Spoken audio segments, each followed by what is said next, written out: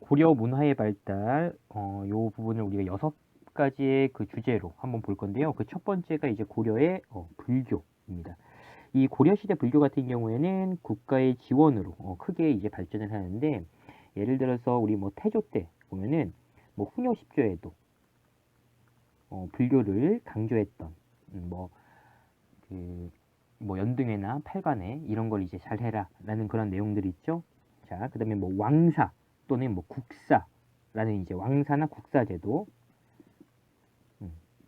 자, 이런 걸 통해서 또 알 수가 있고요. 그러니까 국가에서 지원했다는 걸.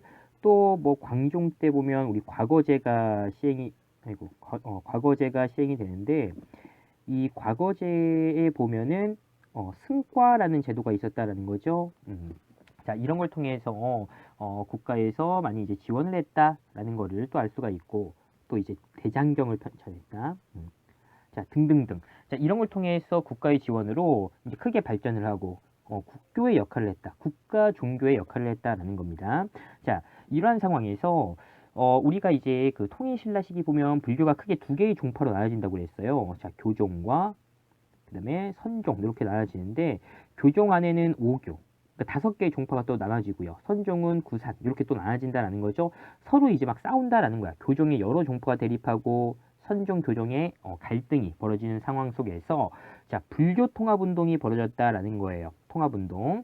우리가 이제 그 뭐 삼국시대나 통일신라 시기 같은 경우에 어떤 불교의 특징이다라고 하면 불교 대중화다라는 거예요. 근데 이제 고려시대 불교의 특징은 불교 통합 운동이다라는 거예요. 자, 우리 고려 전기의 유명한 스님 의천, 이제 고려 후기의 유명한 스님 진울, 이렇게 이제 두 명의 스님을 중심으로 해서 한번 확인을 해볼 건데요. 의천 같은 경우에는 이제 왕자 출신입니다. 당시 이제 고려의 그 문종의 넷째 아들 이다라는 거고요. 그러니까 의천 왕자 출신이니까 일단 교종 중심이다라는 거예요. 교종 스님이다라는 거고, 자, 이 5교 가운데서 5개의 종파 중에서 이 화엄종을 이제 의천은 이제 믿었다라는 거야. 화엄종을 중심으로 해서 교종을 먼저 통합합니다. 통합하고, 자, 이 선종 같은 경우는 이 구산이 9개의 어떤 지역에다가 이제 유명한 이제 절을 만든 거예요. 그래서 이 국청사라는 절을 만들어서 선종을 통합합니다. 자, 교종 따로 선종 따로 통합했죠. 이제 남은 건 뭐예요? 요 두 개를 이제 합쳐야 되겠죠. 자, 요 교종과 선종을 합치기 위해서 해동 천태종이라는 걸 이제 창시했다라는 겁니다. 해동 천태종. 이 천태종이라고 하는 거는 이미 그 원래 있었던 거예요. 그러니까 원래 있었던 그러한 거고, 이제 이 의천이 이제 송나라, 중국 송나라로 가가지고요. 중국 송나라로 이제 가서 그 이제 배워오는 거야, 천태종을. 그 다음에 이제 우리나라에 이 천태종을 이제 뿌리는 건데, 여기 이제 해동이라는 건 우리 들어봤죠? 뭐 해동 선국할 때 발해, 그러니까 바다 동쪽. 그러니까 결국에 해동이란 뜻은 우리나라라고 이제 생각하면 돼요. 그러니까 우리나라 천태종 이렇게 이제 보면 되고요. 자, 의천이 이렇게 이제 수행을 하려면, 자, 교관 겸수해야 된다라고 이제 이야기했어요. 여기 앞에 있는 교는 교종을 얘기하는 거고요. 여기 관은 선종을 이야기하는 겁니다. 그러니까 교종과 선종을 겸해서 수행해야 된다, 둘 다 해야 된다라고 이제 주장을 했다라는 거예요. 자, 이렇게 이제 보고요. 자, 진울 같은 경우에는, 자, 이제 선종 스님이고요. 자, 이 진울은 이제 불교 어떤 이제 개혁 운동을 했다라는 거야. 요걸 다른 말로 우리가 결사 운동이라고 이제 이야기하고요. 그래서 이 수선사, 다른 말로 이제 송강사라는 이제 절을 중심으로 해서 개혁 운동을 했다라고 해서 뭐 수선사 결사 라는 이제 표현도 씁니다. 수선사 결사. 자, 결국에는 이렇게 수선사를 중심으로 해서 개혁운동에서 이 교종과 그다음에 선종을 통합하고자 하면서, 자, 새로운 종파를 만들어요. 그게 이제 조계종 이라는 종파고요. 자, 그럼 진울은 어떻게 이제 불교를 수양해야 되냐라고 했을 때 정해쌍수해야 된다라고 이제 이야기를 했대요. 자, 여기 앞에 나와 있는 정은 선종을 이야기하는 거고요. 뒤에 있는 거는 이제 교종을 이야기하는 거야. 그래서 선종과 교종을 쌍으로 수양해야 된다, 둘 다 수양해야 된다라고 이제 이야기한 겁니다. 자, 그리고 결국에는 점진적인 수양을 통해서 이제 갑자기 이제 큰 깨달음을 얻는다. 이렇게 이제 이야기도 했다라는 거예요. 자, 지금 이제 의천과 진울을 보면, 자, 의천, 천이죠. 그래서 천태종을 만들었다. 진울, 앞에 이제 지읒이죠. 그래서 조계종 만들었다. 이렇게 이제 기억을 하면 되고요. 자, 지금 교감겸수 해야 된다, 정형상수 해야 된다라고 해요. 앞에가 지금 뭐야? 중요한 게 앞에 나와 있는 거야. 그러니까 앞에 교종을 중심으로 해서 선종을 통합하겠다.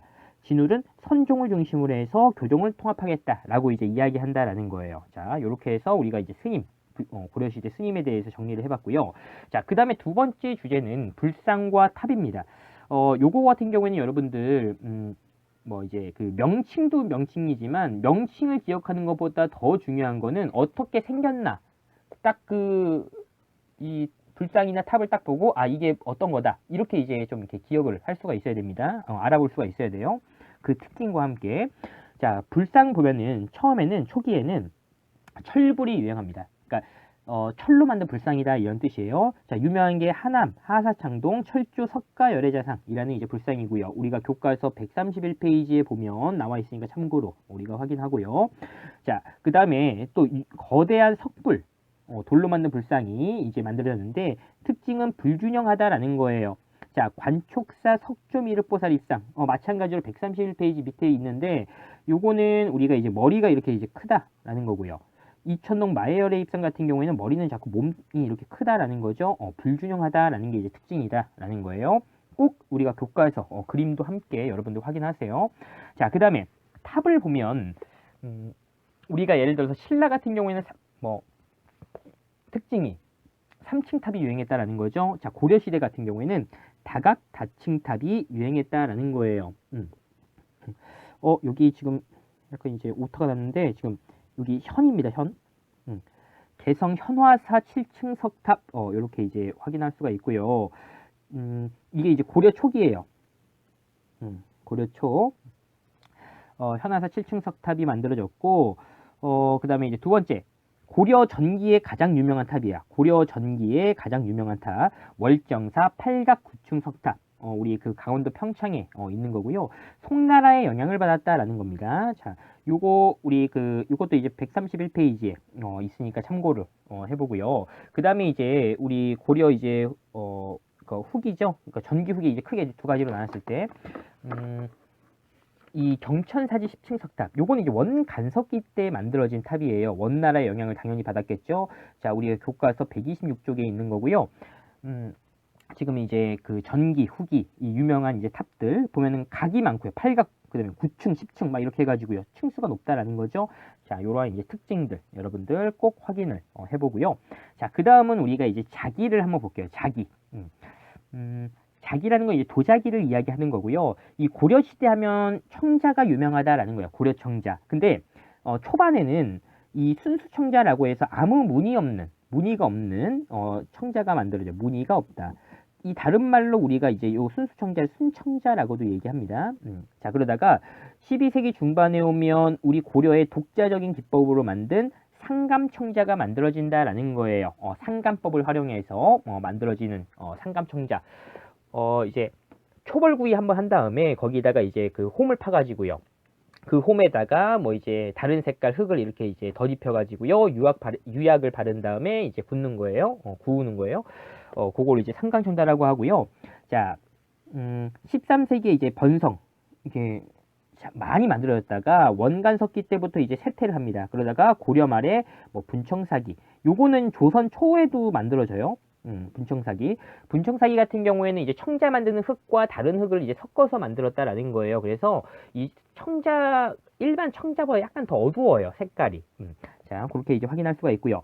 또 이제 조선 시대를 보면 조선은 흔히 이제 백자가 유명하다라는 겁니다. 조선 전기에 이제 백자가 만들어지고요. 후기에는요, 이 백자에다가 파란색으로 이제 그림을 그린, 푸른색으로 그림을 그린 청화백자가 유행을 한다라는 거예요. 자, 이렇게 이제 정리를 하고요.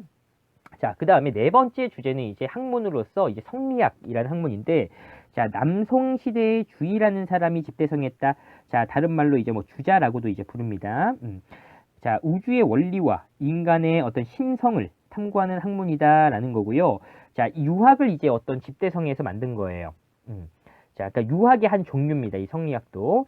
자, 요거는 그러니까 고려 원나라에 의해, 그러니까 원나라에 의해서 이제 전래됐다. 원간석기에 그래서 전래가 된 겁니다. 전래를 하는 사람이 이제 안양이라는 사람이고요. 안양 같은 경우에는 이제 그 성리학을 들여왔다. 라는 거고. 자, 그 다음에 이 성리학을 이제 우리나라에 이제 보급한 좀 유명한 사람들 보면 이재현이라는 사람은 원나라의 학자들과 교류했다라는 거고요. 이 충선왕이 이제 그 원나라에다가 망건당이라는 걸 만들어요. 여기에서 이제 원나라의 그 성리학자들과 그 이재현이 여기 이제 가가지고 이제 그 성리학에 대해서 교류했다라는 거예요. 자, 이렇게 이제 특징을 확인하고요. 자, 그 다음에 이색이라는 사람 같은 경우에는 성균관의 대사성이 됩니다. 우리 그 고려시대 학교 국자감 이렇게 이제 부르죠. 이게 이제 공민왕 때 되면 이름이 바뀌어요. 성균관으로. 자, 이 성균관 대사성이라고 하는 건 교장 선생님이라고 생각을 하면 돼요. 그래서 이 이색이 성균관에서 많은 이제 제자들을 이제 길러내는데 그 유명한 제자들이 이제 뭐 정몽주, 뭐 정도전, 또 이제 뭐 권근, 뭐 이런 사람들이에요. 자, 이러한 사람들인데 이제 이러한 사람들이 이제 결국에는 이제 신진사대부로서 이제 고려 후기의 어떤 정치 세력으로 이제 성장을 한다라는 거죠. 자, 특히 이제 이 신진사대부들은 이 불교를 비판하게 되는데 당시 이제 정도전이 이제 불시잡변이라는 책을 써요. 여기 불시라고 했을 때 이 불시라고 하는 거는 어이 부처 이런 뜻이에요. 그러니까 옛날에 이제 사람들 부를 때 어이 뭐 김씨, 어이 박씨 이런 것처럼 성씨를 부른다라는 거죠. 그러니까 부처를 그냥 불씨 이렇게 이제 부르는 거야. 그러니까 어떻게 보면 이제 그냥 뭐 이렇게 좀 이렇게 높게 칭하는 게 아니라 그냥 이제 대등하게 또는 하찮게 이제 칭하는 거죠. 어이 불씨. 잡변이라고 하는 건 잡다한 소리다라는 거야. 부처가 하는 거 잡다한 소리다라고 하면서 불교를 이제 비판했다라는 겁니다. 자, 5번째 주제는 인쇄술이에요. 이것도 이제 엄청 중요한 주제인데 뭐 과거제 실시하면서 이제 유교, 경전 이게 이제 시험 과목이니까 이 유교 경전이 많이 이제 인쇄가 되겠죠. 그 다음에 불교의 힘으로써 외적을 물리친다라고 하면서 거란이 침입할 때 우리가 초조대장경, 몽골이 침입할 때 제조대장경, 뭐 팔만대장경이죠. 여기 나오죠. 자, 요런 걸 이제 간행을 하면서 인쇄술이 발달해요. 여기 지금 만들어지는 인쇄는 나무로 인쇄한 거야. 그래서 목판 인쇄술이라고 불러요. 자, 그러다가 금속 활자가 발명이 됩니다. 금속 활자. 자, 우리나라 이제 금속 활자 발명이 돼가지고요. 최초로 인쇄한 책이다라고 하면 자, 상정 고급 예문이라는 책인데 지금 현재 존재하지는 않아요. 그러면은 현재 남아있는 책 가운데서 금속 활자로 인쇄한 것 중에서 남아있는 거, 가장 오래된 거. 자, 그게 바로 직지심체의절이다라는 겁니다. 자, 요거는 이제 청주의 흥덕사에서 이제 인쇄를 했다라는 거고요. 절에서 인쇄했으니까 내용은 뭐겠어요? 불경이다라는 겁니다. 자, 그래서 우리 그 서양의 독일의 그 구텐베르크라는 사람이 이제 뭐 금속 활자를 이제 만들어서 인쇄를 시작했다라고 하는데, 그러니까 서양의 그 인쇄보다 더 이르다라는 거예요. 한 200여 년 이르다라는 게 이제 특징이고요. 자, 넘어가서 이제 역사서를 볼게요. 자, 전기에 보면 뭐 실록이라든지 뭐 칠대실록 이런 이제 책들이 이제 만들어졌다라고 하는데 지금 현재 남아있지는 않습니다. 남아있지는 않고요. 이 전기 역사서 중에 가장 유명한 게 이제 삼국사기라는 거죠. 자, 지금 현존하는 최고의 역사서. 여기에서 말하는 최고할 때 고라는 건 옛날이란 뜻이죠. 그러니까 가장 오래 그 남아있는, 그러니까 가장 오래된 역사서다 이런 뜻이에요. 우리 김부식이 썼고요. 김부식 하면 또 우리가 같이 좀 이렇게 지난번에 배웠던 것 중에 확인할 게 묘청의 난을 진압했던 사람이 또 이제 김부식이다라는 걸 알 수가 있죠. 그리고 이제 삼국사기에 보면 이 신라 중심적으로 이제 서술이 돼 있다라는 거예요. 삼국을 이제 신라가 통일을 했다고 해서. 자, 그 다음에 이제 후기 역사에서 보면, 자, 동명왕편이라고 해서요, 이규보라는 사람이 썼고요. 이 동명왕에 대한 이야기다라는 거예요. 이 동명왕은 주몽을 이야기하는 거야. 자, 그래서 주몽을 영웅으로 묘사했다. 고구려 계승의식이 들어가 있고요. 자, 이 제왕운기라고 하는 거는 이제 왕들의 이제 어떤 이제 그런 기록에 대한 거를 이제 뭐 운율에 맞춰서 썼다라는 건데요. 이승효라는 사람이 이제 썼고요. 여기에 보면 그 우리나라 단군 을 민족 시조로 인식했다. 우리나라의 시조가 고조선 단군이다라고 이제 서술이 되어 있다라는 거예요. 이 제왕운기라고 이 책에. 자, 그리고요. 삼국유사라는 책이 또 이제 유명합니다. 이전에 삼국사기라는 책이 있어요. 근데 왜 그럼 또 삼국에 대한 이야기를 썼냐? 유사라는 거는 남은 역사야. 그러니까 삼국사기에 쓰여져 있지 않은 남은 역사를 썼다 이런 뜻이에요. 자, 이련이라는 사람. 이련 뭐겠어요? 그냥 느낌이 스님이다라는 거죠. 자, 이 이란이라는 사람이 이 삼국유사를 썼는데 이 삼국유사 같은 경우에는 당시에 이제 입에서 입으로 이제 막 전해지는 막 구전 되는 그런 이야기, 뭐 신화 이런 걸 이제 실었는데 거기에 이제 이거 단군 신화가 이제 실려 있다라는 거야. 우리가 알고 있는 단군 신화, 이 삼국유사에 실려 있는 거다라는 거고요. 아무래도 이제 불교 스님이 이제 만들었으니까 불교적 관점이 들어가 있다라는 겁니다. 자, 이렇게 해서 우리가 이제 고려 문화에 대해서 정리를 해보도록 할게요.